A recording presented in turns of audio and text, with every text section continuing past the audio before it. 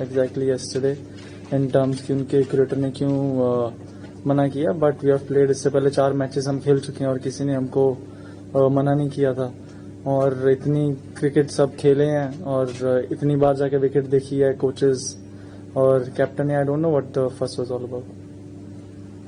Shubman, if you look at this series has been between 2 test matches there are a gap of 8 days and 9 days, but some of the other test matches we have seen a turnaround time of just 3 days, and it has taken a toll on their bowlers. You can see the Indian 11 also in our case also.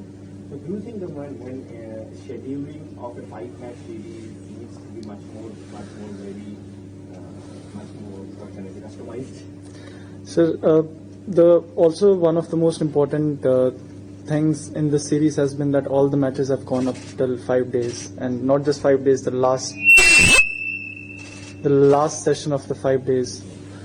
I can't remember a series where all the 4 test matches that were played went up until that last of a moment. So it's definitely hard. 3 days is too less of a turnaround when both the teams are playing such a hard cricket. But then if you also, we understand, if you keep giving 5 or 6 days after every match, the tour becomes, it feels, and it becomes very long. So yes, it is something that I think the decision has been taken by the boards, and we trust the decision that they take. Shubman, what are your thoughts on Jasprit? Because he bowled 1 innings in Manchester, and after this test match we've got a month off. So when you think in terms of workload management, also nothing before the Asia Cup series decider on the line, he had not played in Birmingham. Is that enough rest for him to turn up for one final time, or how are you all thinking about that?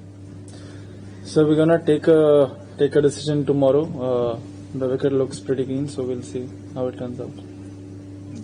Shubman, this has been a long series, and as you said, all matches have gone to the last session.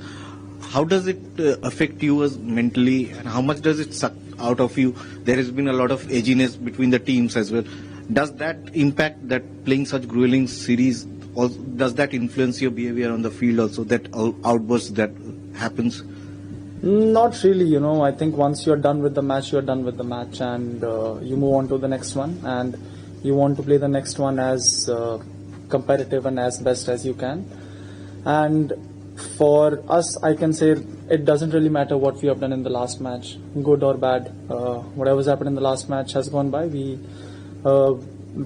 want to move on, and we want to perform the best in the next one that we can.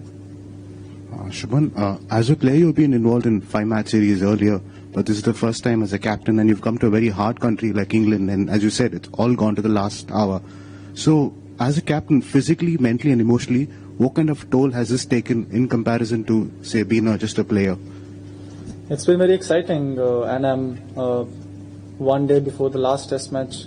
I'm here and I'm very excited and looking forward to play the last test match and hopefully win this one, level the series for us. It would be a great achievement for us. Shubman Gill, obviously you would rather focus on yourselves, but the fact that Ben Stokes is not playing the competitor that he is, the influence that he's had on the series, how do you look at the fact that he won't be lining up over the next 5 days? A big miss for definitely England. I think the way whenever he comes onto bowl or bat, he always makes things interesting. He always makes something happen. So from their perspective, I think it is definitely a loss for them. But having said that, the players who come in to play for the country, they are as competitive and they bring as much as to the table as any of the players.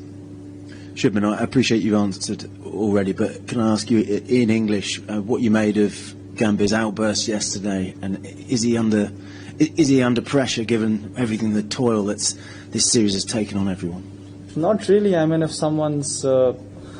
if a pitch creator is going to come and ask us to not look at the wicket and look at the wicket from 3 meters from behind, that's not something that has happened to us before. We've been playing cricket for such a long time, and as long as, like I said, as long as you are under rubber spikes or you're barefoot, you're allowed to look at the wicket from close quarters, and that's the job of the coach and the captain. So I don't know why the creator didn't let us or didn't allow us to do that. Hi, Shubman. Like number 3 has been a little bit of, a concern, if that's the word, for you guys. And also the fact when you have a lot of youngsters making their debut and, and a lot not so memorable performances, how do you handle them? Like as a captain, we have always spoken about, communicating well and, having your back around them. So how do you back youngsters when they don't have a good day in the office or something like that? He scored a half century in the last test match, so I don't think he had a bad game. He had a good game. He got out on the first ball in the second innings. That can happen to any player, but I think someone was telling me I think he scored a half century in outside of India after 2 or 3 years, so that's a big plus for us. Shubman, while you go into the series with the opportunity to draw the series, you said it's a great achievement. Can you just kind of elaborate on that, how much you've learned yourself as a captain, as well as the kind of team that now you can foresee in the future developing into, like, why and how significant this 2-all would be for you, an Indian team? Very significant. If you look at the kind of cricket that we have played, sometimes the scorecard of the series, as in where we are in the series, doesn't determine that. I think every match that we have played, it was very difficult to decide which team is going to win after 4 days of cricket. If we are able to do that for every match, for 4 matches coming outside of India with a relatively young team, I think it is going to be a big achievement for us if we are able to level the series. And the series has been a great learning curve for me. There are some things that you can only learn from experience, and I've learned so much from these 4 matches that we have played, and hopefully we're going to finish on a high. Shubman, थकान हो या injury हो, उसकी वजह से उनके 4 bowler की wicket जैसे गई है ये मैच के लिए, हमारा क्या हाल है? क्योंकि 2 दिन का एक्स्ट्रा रेस्ट भी मिला है हमारे बॉलर्स को, तो इसका क्या फर्क पड़ेगा? जी सर, फर्क पड़ता है, बहुत डिफिकल्ट होता है जब हमने भी आई थिंक 160 ओवर के आसपास फील्डिंग की थी. इजी नहीं होता जब आप 3 दिन फील्डिंग करते हो, और स्पेशली ऐसी विकेट्स पे जहां पे फास्ट बॉलिंग ज्यादा यूज होती है स्पिनर से. तो आई थिंक हमारे फास्ट बॉलर्स और हमारी team they are in a good space. Luckily हमारे उतने प्लेयर अनअवेलेबल नहीं है जितने उनके हैं, बट हैविंग सेड दैट, हम अभी जो हमारा प्लेइंग हमारा कॉम्बिनेशन, मैं कल नहीं आया था, एक बार आज आके विकेट देख के, और कैसा वेदर रहने वाला अगले 5 दिन वो भी इम्पोर्टेंट रहेगा, तो वो देख के आज शाम को हम अपना कॉम्बिनेशन और प्लेइंग 11 डिसाइड करेंगे. Shubman, first look of the wicket, you're saying that you'll decide later, but England have not gone ahead with their specialist spinner Liam Dawson for this game. Are India going to think on those lines? And what's the status with Arshdeep? Could we see a debut for him tomorrow? Like I said, we're going to take a decision on the playing 11 later this evening. And yes, they haven't gone with the front line spinner, but I think Bethel and Root, they're gonna have their spinning options with them. And luckily for us, Washington and Jadeja, they have done such a good job with the bat and with the bowl, so it's on their front, it's a no-brainer for us. We're gonna. He is being asked to get ready. Like I said, we're gonna take a decision later this evening. I'll go have a look at the wicket. I haven't had a chance to look at the wicket, see how the weather is gonna be in the next 5 days, and then take a decision. Captain, if you can specify, what's the main reason that has convinced you to play a batting option till number 8 and not a specialist bowler so far in the series? I mean, if you look at Washington, he is someone who gives us so much control with the bowling, and his batting's been a really, really, really big plus for us. And we are fortunate to have players like that in our team,